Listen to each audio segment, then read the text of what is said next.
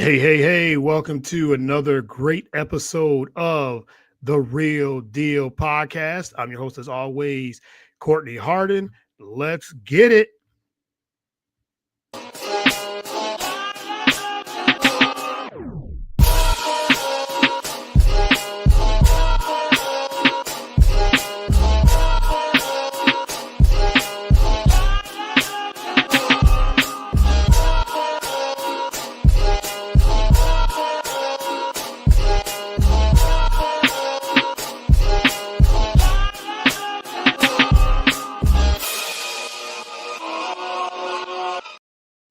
All right, welcome to another great episode of The Real Deal.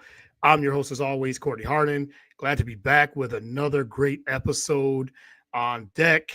It is February 4th, already the fourth day of February. So the time is just going by and going fast. But yeah, another great episode. And I met this person on Twitter. She had a great article out. We're going to get into all of that. She's a sports writer, uh, entertainment. She does a little bit of everything. So we're going to get into her career and things like that as well. But before I bring her on, you can find the show at Get the Real Deal on Twitter, Facebook, Instagram, BS3 Network. We're on all the podcast platforms, whether it's Spotify, Apple. We're on Roku, BS3 Network on the Roku channel as well. So without further ado, I am bringing in my guest, and she goes by Alyssa, right? Yeah. Alyssa, got it. All right, just make sure. Alyssa 216. You can follow her there. Sports writer, like I said, sports entertainment. Do a little bit of everything. Like I said, we're gonna get into all her background and everything. So thank you for joining the show. Really appreciate it. Yeah, thank you so much for inviting me. Of course, yes, and I love sharing stories with different sports writers and things like that. So, but before we get into it, how are you doing? And again, thank you for the accepting the invite. Yeah, I'm doing good. It's a Cavs game day, so I'm really Mhm. excited for this evening. We have a big game against the Celtics.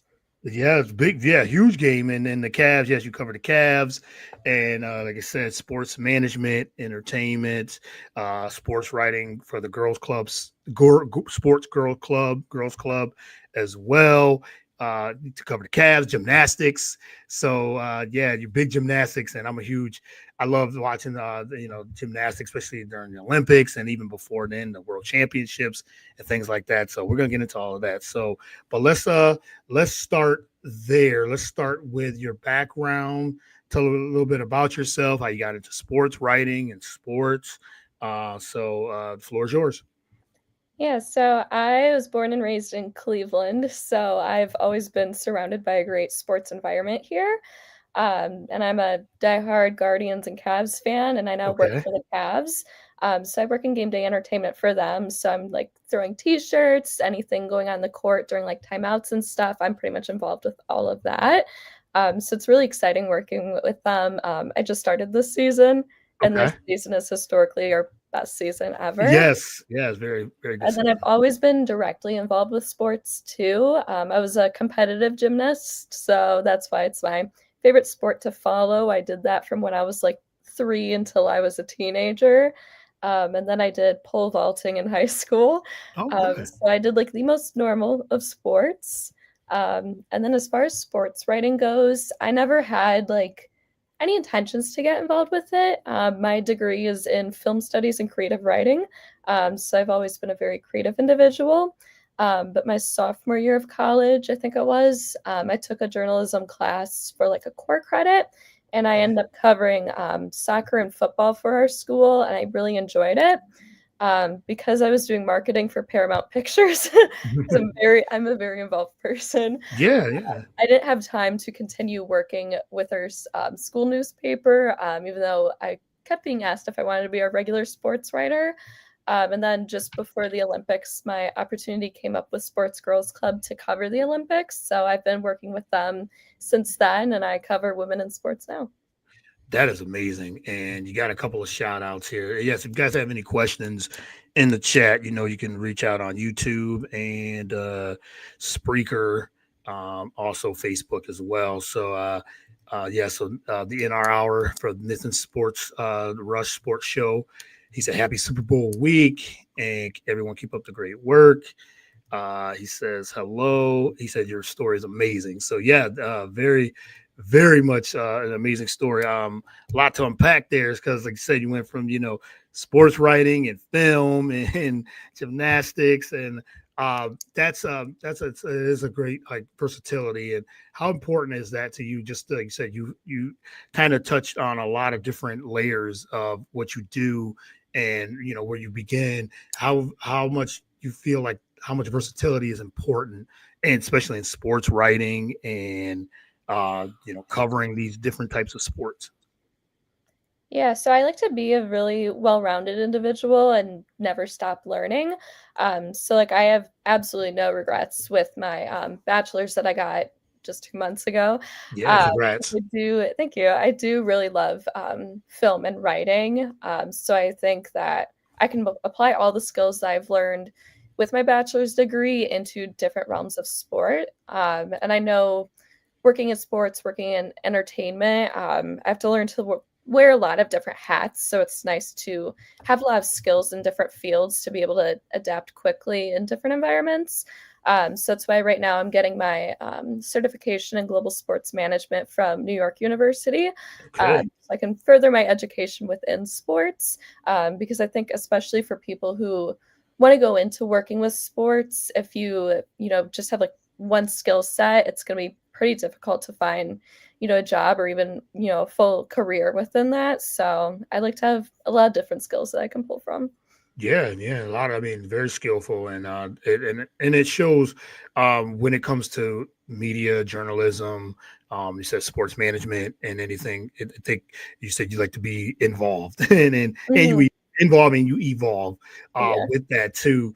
I want to go back into gymnastics. I just the sport of gymnastics in itself is amazing. The athletes are what they do, and everything too. And gymnastics has blown. I mean, it's blown for many years, but especially now, over the last, I would say, goodness, 20 years. I would say. And well, first, who's your favorite gymnast of all time? I'll ask you that first. So it has to be Simone Biles, for Okay. many different reasons, both her skill on the competition floor, but also just who she is as an individual, and just how much she has done for mental health within sports, but also Yeah. within gymnastics itself. But in addition to her, I also love Aly Raisman.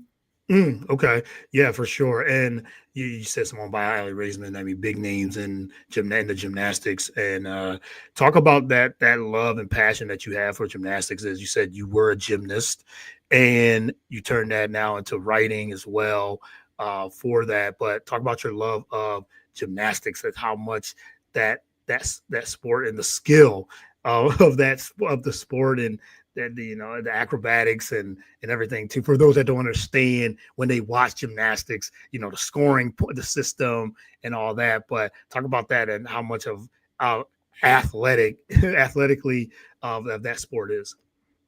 Yeah, so I competed for probably about 10 years. Okay. So I was in the Junior Olympic program. So that's when you start with level two, Yeah. and you have like a specifically choreographed routine that you and all your teammates are doing. So that's like compulsory.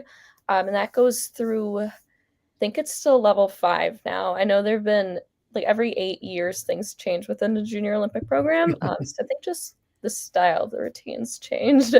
But after that, levels 6 through 10, you have your own routines and you just have to incorporate a specific skill set within them.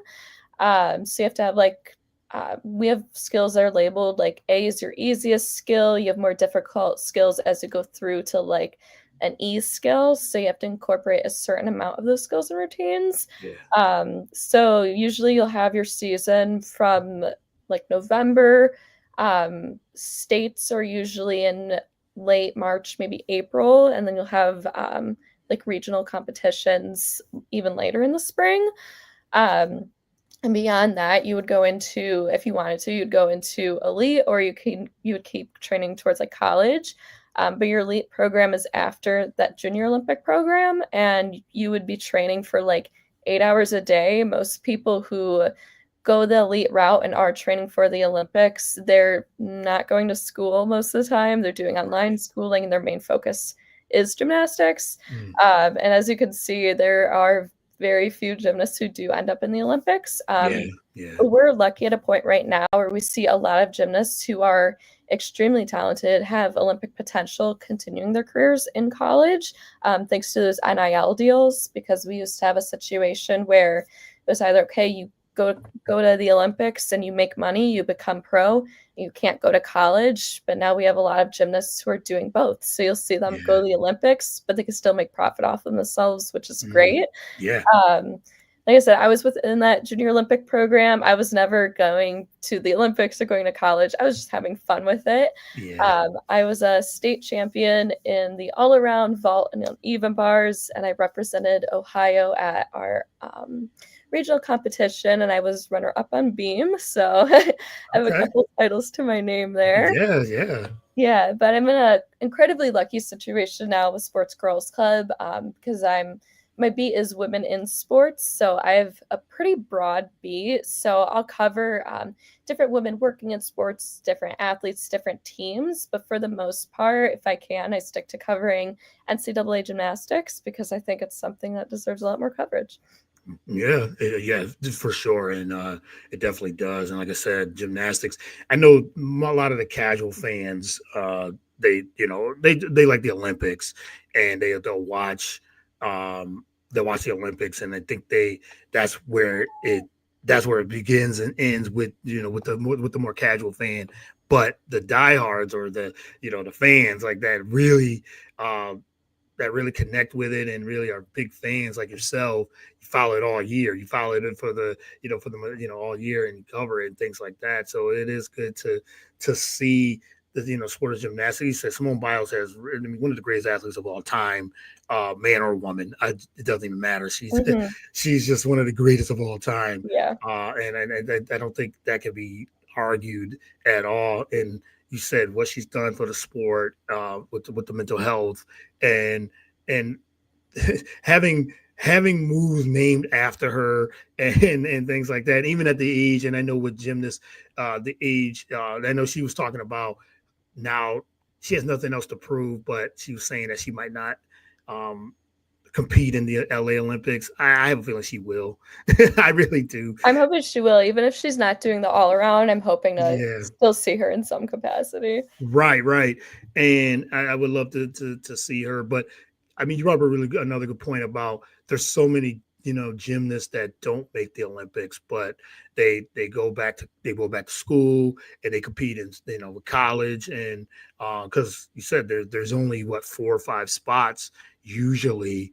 Then they have the wild card, or I think they have the alternative um athletes that come into a few of them that comes in. But the pipeline for USA Olympics or USA gymnastics is very talented. And Hmm. there's so many even after after Simone Biles when she does retire as well. But I remember when Lori Hernandez, another great gymnast, and just hearing her and watching her on the Olympics when she talks about the coverage, and it's amazing what she does too. So it's just I just love seeing that. And like I said, just for the women, just on the women's side, the pipeline of gymnasts is tremendous. And Jordan Childs, you got there's so many different ones. So what do you think of that, like the future of gymnastics moving forward in the next 4 8 years? Yeah, so I definitely want to talk about the change in the ages of gymnasts that we're seeing, because I know I Mm, mentioned that NIL has helped a lot of yeah, gymnasts continue right. their careers. And that definitely plays a part in it because they don't have to decide, okay, you're going to the Olympics, you're going to college, you can do both. Like we see Jordan Childs and Jade Carey both doing Indeed. both the NCAA Mhm. and two Olympics, which is amazing to see. Suni Lee had some time in the Suni Lee, NCAA yep. too. There's definitely been a huge shift in gymnastics, and there's still a lot more work that needs to be done. But a big part of that was getting the Carolis out of USA Gymnastics, because that's Yeah. a whole issue in itself. But also, I think there's been a shift in commentary. I think mainly because Simone Biles and being the incredible athlete she is and having the skill set she did at 27 in the last Olympics.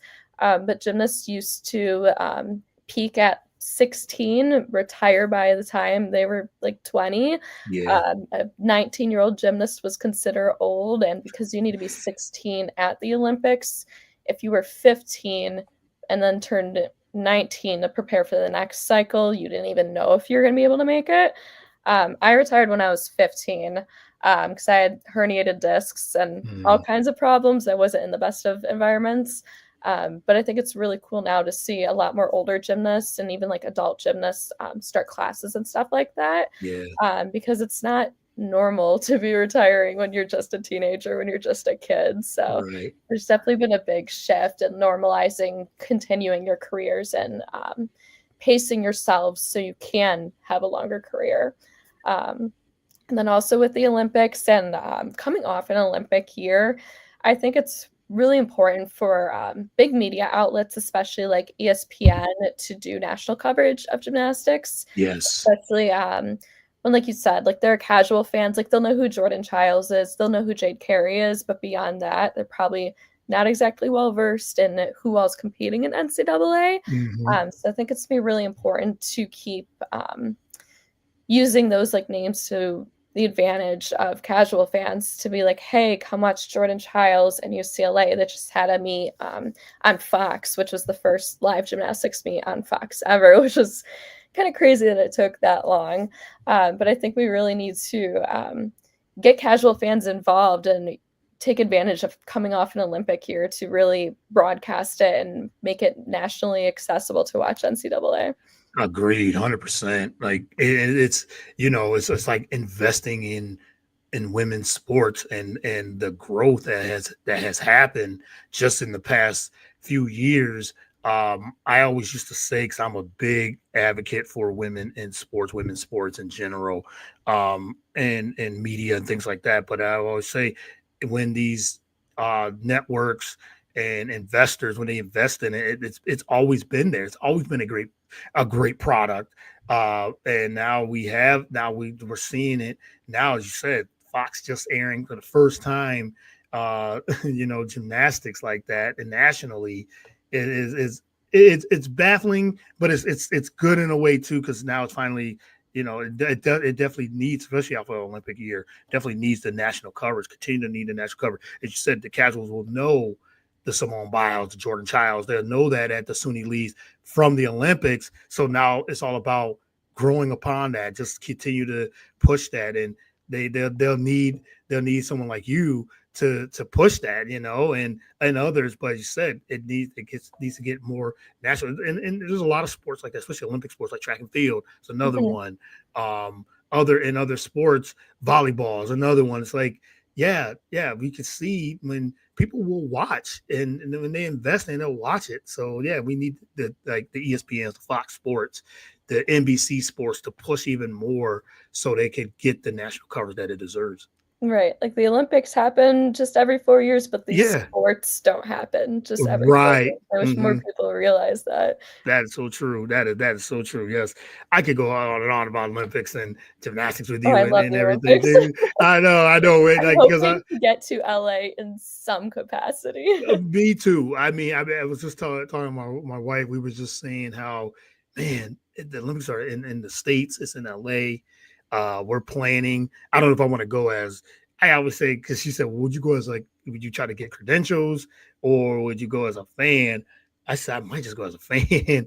First of all, it'd be that great. Yeah, it'd be great to cover. Right. Like if the opportunity came up where they're like, Yes. hey, here's your credentials, go cover it. I'm taking it. Oh, no doubt. Yeah, no doubt. I'm not gonna say no for sure. But if I don't and I just go as a fan for a day or two, I'm with it. I'm Right. going. And so she was saying, well, what sports would you watch?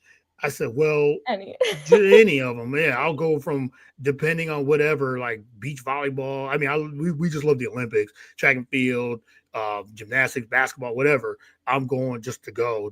Yeah, I'll get into any sport during Any the sport. Olympics. I'll go from sport to sport if need be. I'll be like Snoop Dogg when he was in there, just going from. He's just everywhere. So yeah, I'll definitely do that. But that's the plan too. So if you do and we can make it happen, maybe we'll meet in person. That'd be great. Just to say hi and all that. So yes, that's out there. We're putting it out there. Let's put it out there. 2028. That's 3 more years from now. So I can't wait for that. And everything too. So, all right, I want to get back into your journalism background and your writing background, and I wanted to ask you about long form writing and where it's going.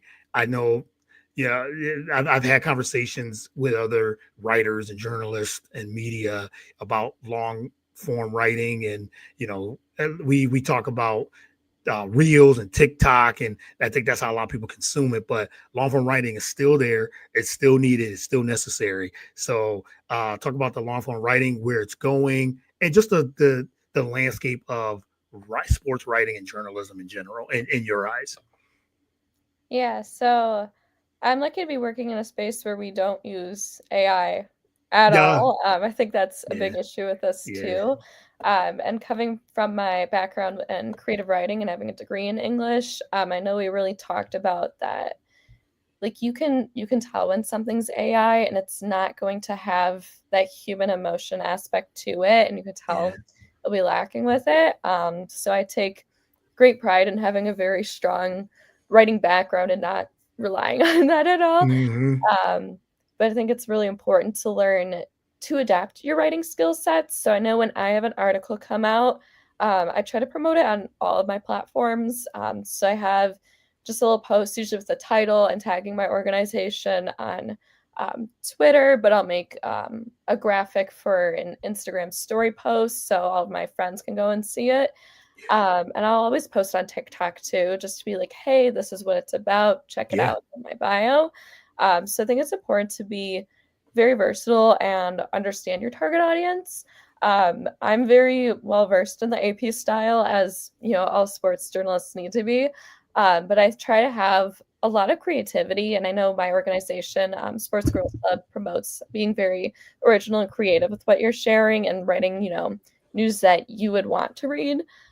So whenever I'm writing an article, I try to be both informative on what I'm talking about, especially if it is related to NCAA gymnastics, because that's like my area of yeah, yeah, expertise.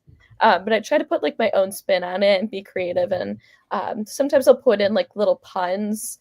I know I had one article where I had like as many gymnastics puns that fit in easily, but if you understood the sport well, you'd catch really easily. So I try to have like fun with what I'm doing. yeah, yeah. I used to write. Quite a few years ago, and I sometimes do miss it. I used to write for a couple websites, and now I just I do the podcast. But even podcasts, I still have to do like my researching and writing and things like that, and questions and all that. But I love reading storytelling of that, and just talking about things of the athletes, or not just the athlete, just a topic or subject um that just I fascinates. So I'm always reading things, and I enjoy that long form writing. That people think, oh, long form writing is not there anymore. No, it's still there. Just it's just like you said, you're people like yourself that are still doing it at such a high level. I really enjoy that, and I'm glad that you guys are journalism is still pushing. And I know sometimes journalism and media gets people always talking about it as, yeah, as I won't go politics with our fake news president that that says things like that. But he saying things like that hurts journalism, Oh, for hurts sure. media, and with people like yourself and others that are hardworking writers, and putting out great material for us to read for those purposes. I think I'm glad it's still pushing the barriers for that, and shutting down people that are negative against journalism and media. So Yeah, so definitely. I'm glad that I'm glad I've met you and everything too. So I want to get into this article, which I find was really good. Breaking barriers in the ice.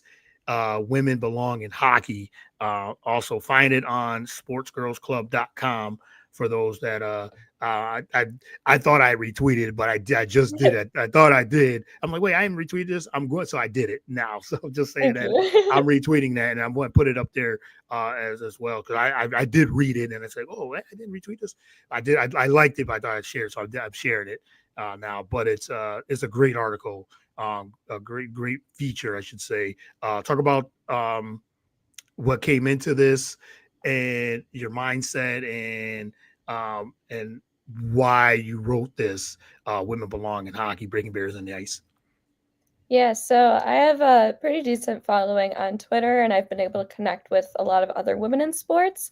That started as just fans when I was just using it as a fan, but also other women working in sports.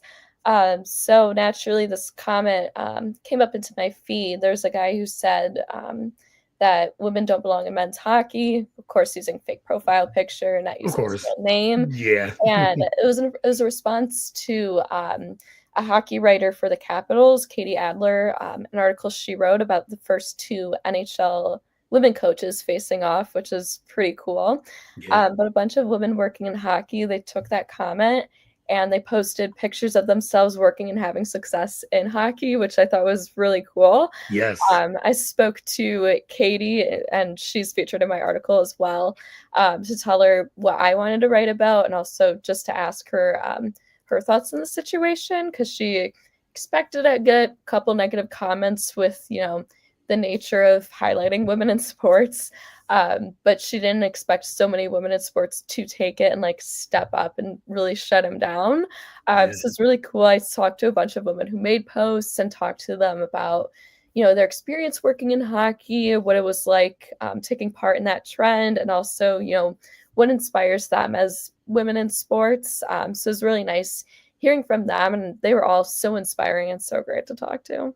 Yeah, it was fascinating, and you talk to a lot of incredible women that are in hockey that have broadcasted or like I said, part of the networks and all this.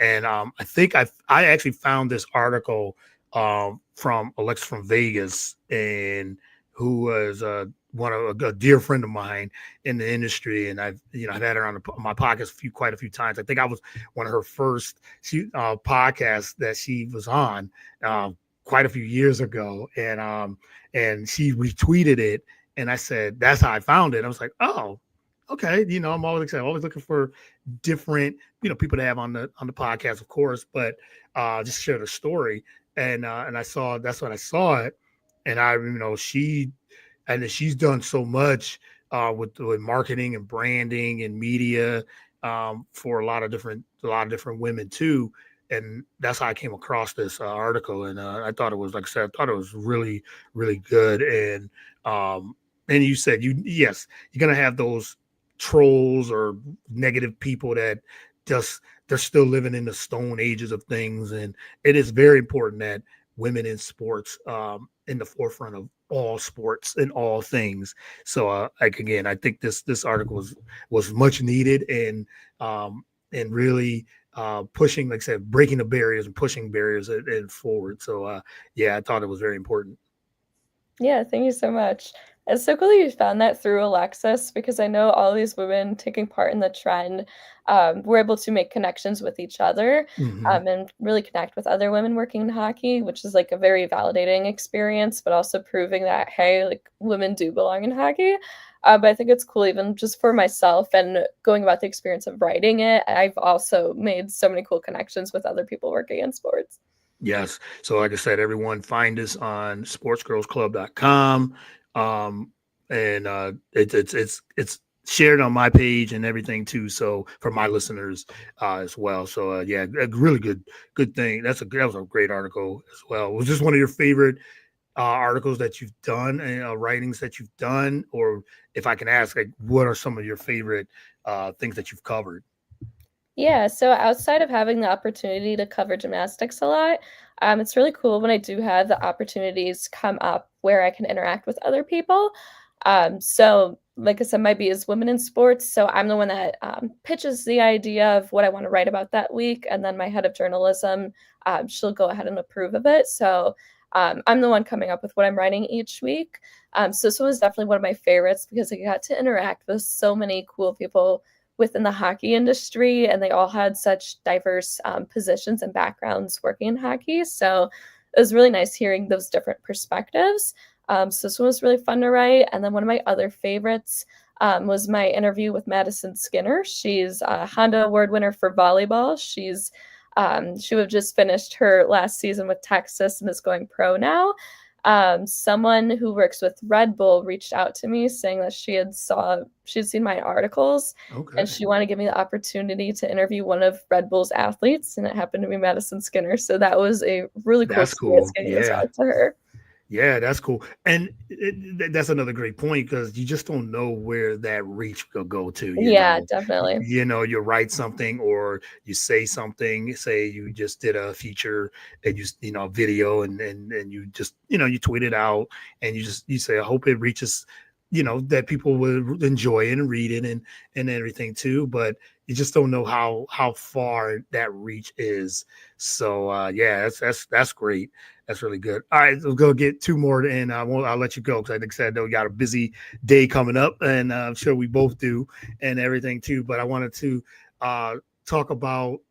I'll talk Cavs first, then we'll get into women's sports. We'll end on that. Talk about the Cavs and the historic season they are having. They're having a great season as well. You said big game today against the Celtics. That's huge. Celtics, the defending champions. That they're battling for that number one seed. And I mean, the Cavs I knew they were going to be good this year. I just didn't know how good they were going to be. They started out really hot and still continue to be number one in the East. How has that been for you as a Cavs fan? It's in general, but also covering them and their season. What's your reaction to their season so far heading to All-Star break? Yeah, so it's been exciting past few seasons as a fan, just going from a really young team, just keep stepping further and further. And I think bringing Kenny Atkinson in, really sealing our core four with Garland, Mitchell, Mobley, and Allen.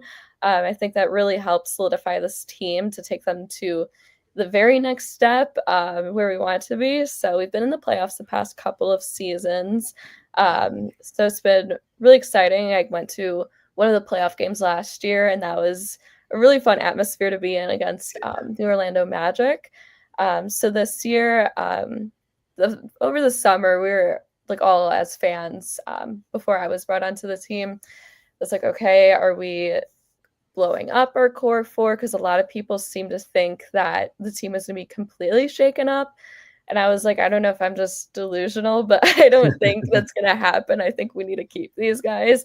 Right. And we did. Our team is pretty much completely the same as it was last year. We're all just, we have a couple injuries right now, but everybody's brought back in and healthy and a lot better than where they were in the playoffs because we just caught the injury bug and could not shake that off.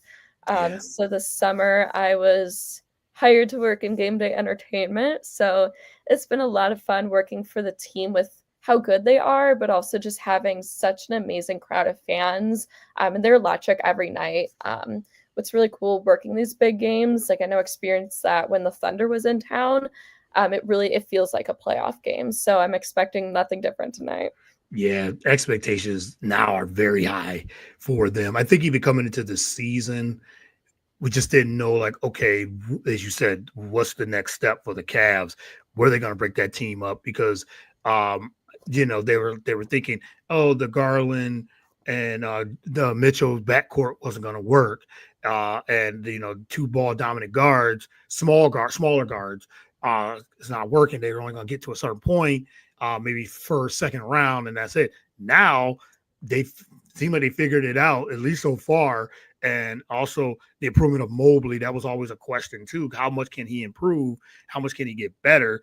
And that was a thing too. But he said getting Kenny Atkinson and putting on, keeping that core together and those pieces together with Jared Allen as well.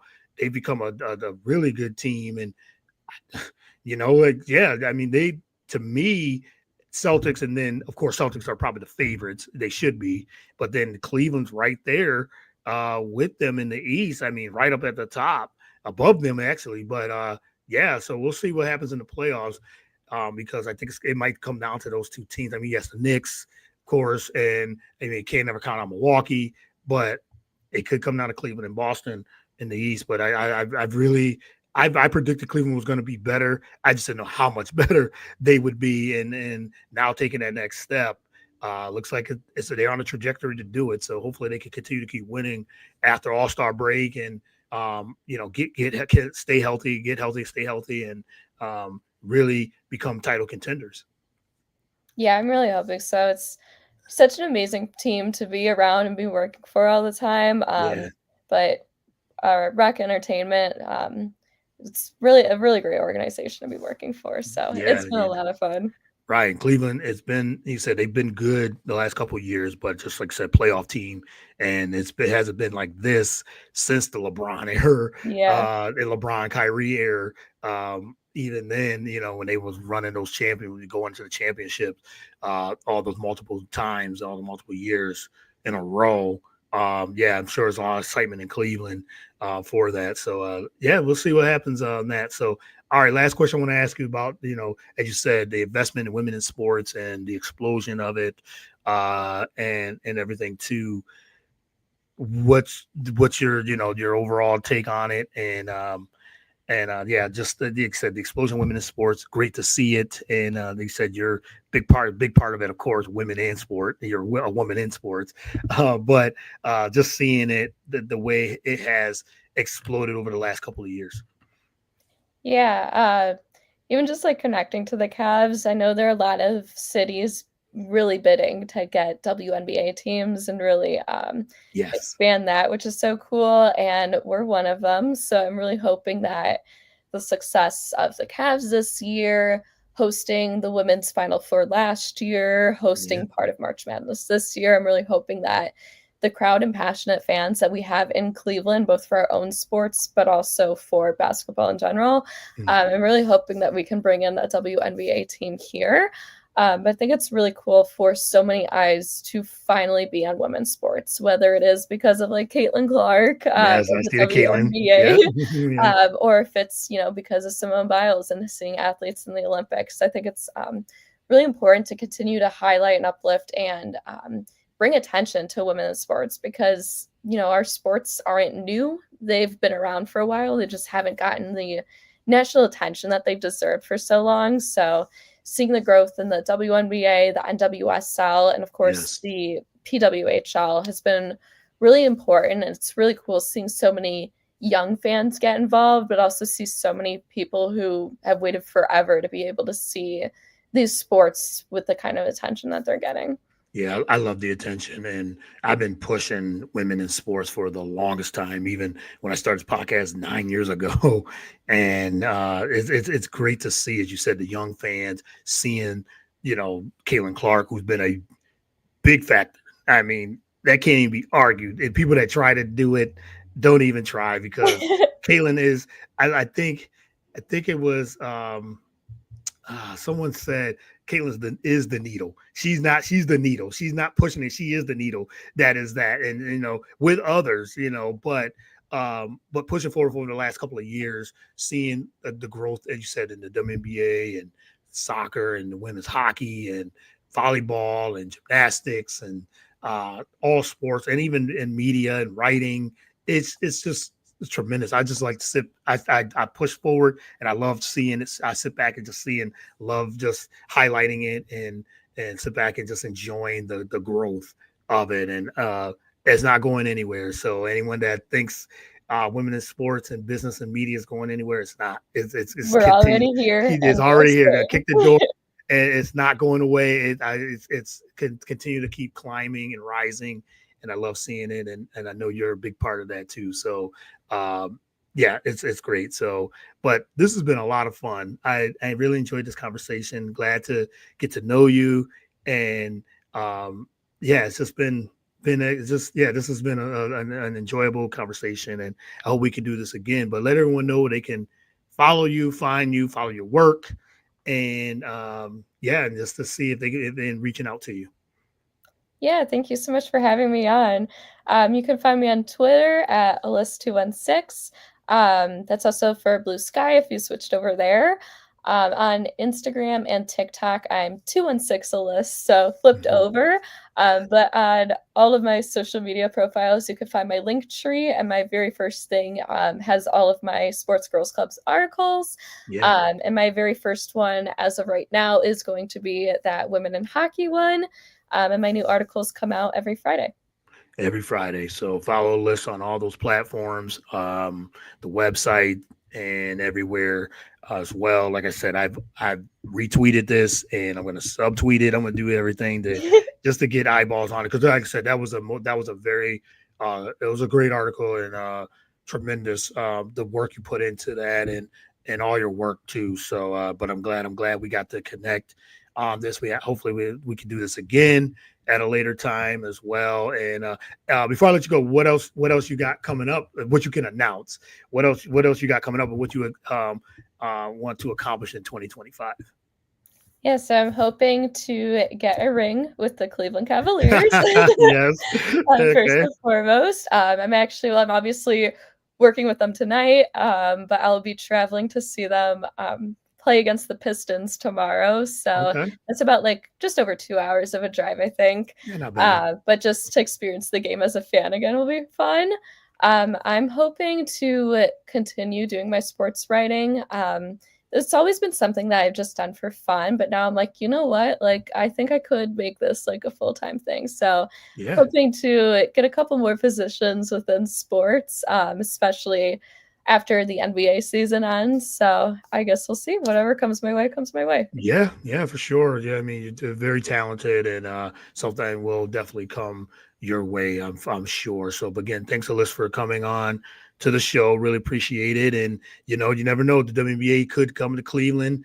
I I'm hoping know here in so. here in Philadelphia, we're pushing for it too. New No, I stadium. thought for sure we were gonna get an NWSL team. We Mm, had a facility ready, funding and everything, and then all of a sudden I was like, "It's going to Denver, isn't it?" And yeah, don't yeah. get me wrong, I'm so excited for them. It just that it is expanding, but I was like, Yes, yeah. So next let's time. let's hope. I know it's one more team for the W. So Philly's big here. They've been pushing. The mayor is pushing. They're talking about that new stadium that they're gonna. That was a whole debacle, but they're pushing a new stadium in South Philly. So yeah, they're pushing for it too. So I'm hoping they come here too. But wherever it goes, it's I'll be Yeah. traveling somewhere to watch game. Liberty's the closest here, so 2 hours away. But yeah, that's it's been fun. But yes, Alyssa, thank you again.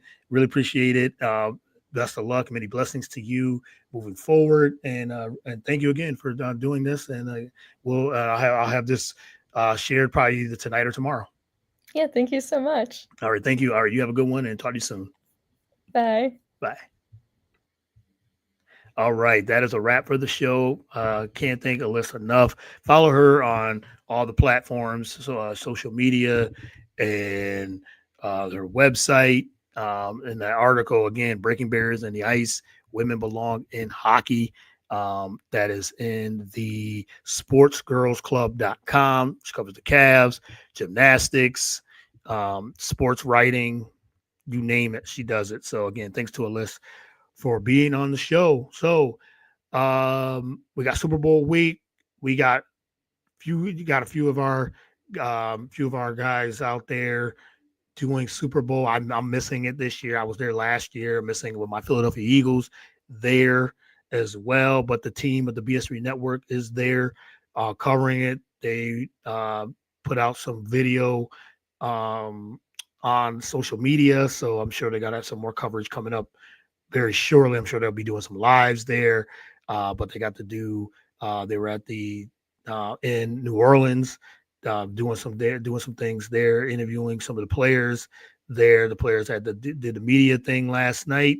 So yeah, so follow BS3 Network, BS3TVLive.com as well, and enjoy the coverage for Super Bowl week and Radio Row. All right. Well, until next time, thank you again to everyone that tuned in, everyone that's shared and liked and subscribe. So appreciate it. The Real Deal with Courtney Harden on all podcast platforms and social media platforms. So until next time, be on the lookout for more content, more great guests as well. And as always, peace. God bless.